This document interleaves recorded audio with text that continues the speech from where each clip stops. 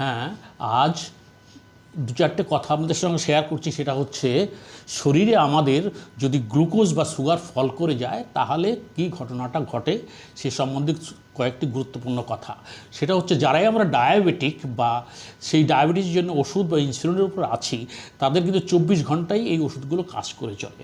অতএব কোনো কারণে যদি খাবার দাবার না খাওয়া হয় বা কোনো মিসড মিল করে যায়, তাহলে কিন্তু ব্লাড সুগারটা ফল করবে। অথবা যদি আমরা পরিশ্রম বেশি করে ফেলি, অর্থাৎ শরীর আমাদের গ্লুকোজটা বেশি ব্যবহার করে ফেলেছে, সেই সেই সেই জন্যেই। অতএব এক্ষেত্রে কী করণীয় যদি হয়, আমরা বুঝবো কী করে যে ব্লাড সুগারটা ফল করে যাচ্ছে? বুঝবো কী করে? অত্যন্ত বেশি ঘাম হবে, বুক ধরফর করবে এবং মাথা ব্যথা করবে এবং আমি হঠাৎ করে খুব টায়ার্ড বা দুর্বল ফিল করব। এরকম হলে সঙ্গে সঙ্গে কিন্তু খাবার খেতে হবে। কী খাবার খেতে হবে? তখন কিন্তু আপনি চিনি, গুড়, মিষ্টি কোনো বাছাবাছি নেই, যে কোনো জিনিস, মিষ্টি জাতীয় জিনিসও পর্যাপ্ত পরিমাণে খেতে হবে। তাহলে কিন্তু আধ ঘন্টার মধ্যে আপনি ঠিক হয়ে যাবেন। আর যদি না খান তাহলে কিন্তু মানুষটা অজ্ঞান হয়ে যাবে এবং ধীরে ধীরে জ্ঞান হওয়ার পরে কোমার দিকে যেতে পারে।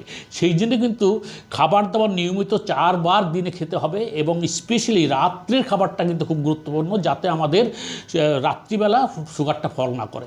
এইটুকু মনে করলে আশা করি উপকৃত হবেন। সবাই ভালো থাকবেন।